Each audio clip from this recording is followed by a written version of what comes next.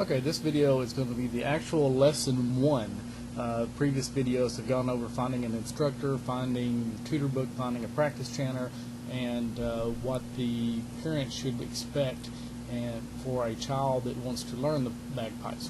This one will start with the actual practice chanter. The material I'm going to cover may vary as far as which tutor book that you have, which chapter or which lesson it actually is. Some of them change the order a little bit, but I'm going to go with the green book. College Piping Green Book is the progression I'm going to go through, and I am not going to in any way copy the actual material. I'm going to suggest that you have this book or a similar book and then match the lesson to the video, but you'll have to get the book on your own. Okay? I'll do my disclaimer real quick. All opinions in these videos are my own and not that of any other person, organization, band, or YouTube. I claim no expertise in any subject which might be contained in these videos other than that of my own experience. The purpose of these videos is to share what I've learned to date about playing the Highland bagpipes and drums. These videos are not a replacement for a competent instructor, which I cannot stress enough is required to properly learn to play the Highland bagpipes or drums. Viewer accepts all responsibility for how they use the material presented. Go Arkansas State University. Okay, I'm assuming at this point you have your instructor, which to some degree, if you have an instructor, these videos may or may not be of any use to you. It may be used to the parent of the child who's learning, though. But I'm going to assume you have an instructor, I'm going to assume you have your tutor book, and I'm assuming you have a practice chanter. First thing you do when you get the practice chanter, and I'm going to tilt the camera down a little bit on how to hold it. There are pictures in your book of where to put your fingers over the holes, which hand goes on top, which hand goes on bottom, whether it's on the knuckle, whether it's on the tips, things of that nature. So see your book for that. But here's a few other little things that may or may not be covered in your book. First thing, when holding the practice chanter, in my opinion, if you are holding it with enough tension, enough strength to be able to pick it up and hold it, you may be holding it too tight. Unlike a clarinet and many other instruments, your fingers are not there to hold the practice chanter up, just like they're not there to hold the regular chanter up in the pipes. The chanter on the pipes is attached to the bagpipe. You can completely let go of it and it will not fall out if maintenance is correct. Likewise, on the practice chanter, the weight of it is held up by putting it on a tabletop or possibly on your knee and on your lip. Okay? Here it has on the lip, and I'm on the table.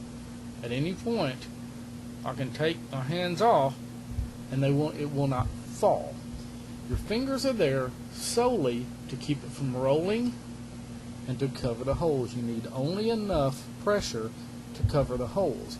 This becomes very important in that the harder you grip it, the more you're liable to curl your fingers, which is a no-no for here. You want very flat fingers. Okay, very flat fingers. And also, if you're squeezing down, you can't lift and pull down at the same time. This is physiologically impossible. If these two fingers are pressing down, the harder I press, the harder it is to lift that finger. If I relax, I can lift the finger much easier.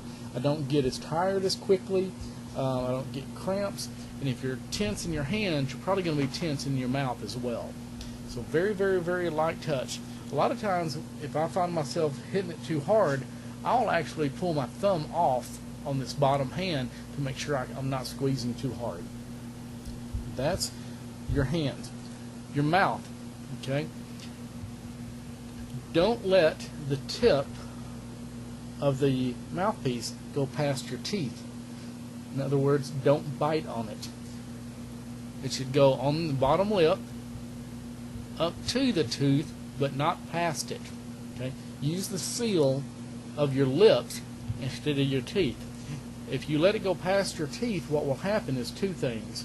One, you could ruin your teeth for one thing. Your mouth is going to get more tired because you have it open wider and the wider it is, the harder it is to make a good seal. So you'll get your mouth tired, it'll be too wide open, you won't be able to get a seal as good. So just let it rest on the bottom lip and then use the top lip to make a seal.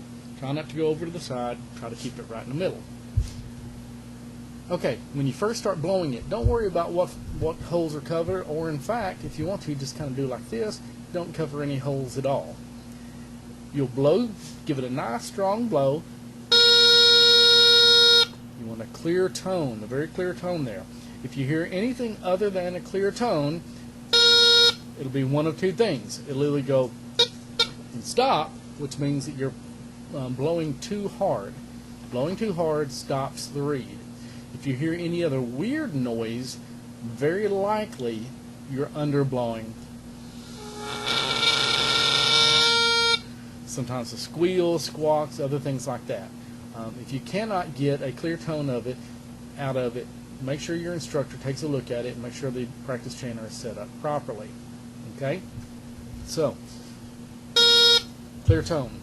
Now, depending on the tutor book, it will start with either the lowest note and show you how to go up the scale, or it'll start at the top and go down. Check your tutor book for that.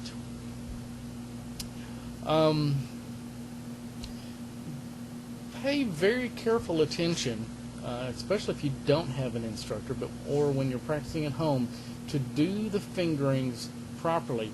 It is possible to make the correct notes, at least with a practice chanter. Okay? They sound the same. The difference is my fingering. That as I'm going up, when I get to the C, and it's in your book, you'll see your pinky goes back down. And you have two fingers down, and then when you lift the next one up, you still got your pinky down. You may skip that, or you may think it's not important, especially if you're trying to self-teach, because the note sounds correct. But that's where the instructor comes into play, making sure you have it correct. On all of your practicing, you've got your tutor book, and then hopefully you've got a book of exercises to go along with it, or a collection of exercises. Do your exercises extremely, extremely slow. The way to play fast is to practice slow. So until you are all the way through, whichever tutor book you're using, speed is your enemy. You will practice everything very, very slow. If you're doing a scale, avoid the temptation to go to speed it up.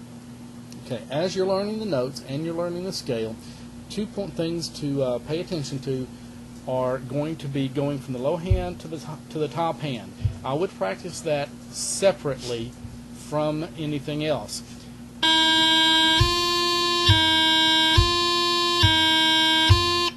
Do that until you can do it 10, 20, 30 times in a row, easily, cleanly, and without a crossing noise. A crossing noise is going to be if I put all the fingers down before I lift anything. You'll hear, you hear that little blip in there in the middle? That's a crossing noise. You want it to be, okay, so D to E, low hand to top hand. The other one is going to be high A to G, and that is simply going to be this hand, thumb, third finger, hand, third finger.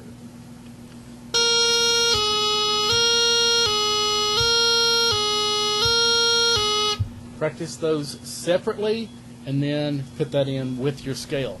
So that'll be your first notes, the first scale, the first couple of treble points, and how to hold the practice chanter.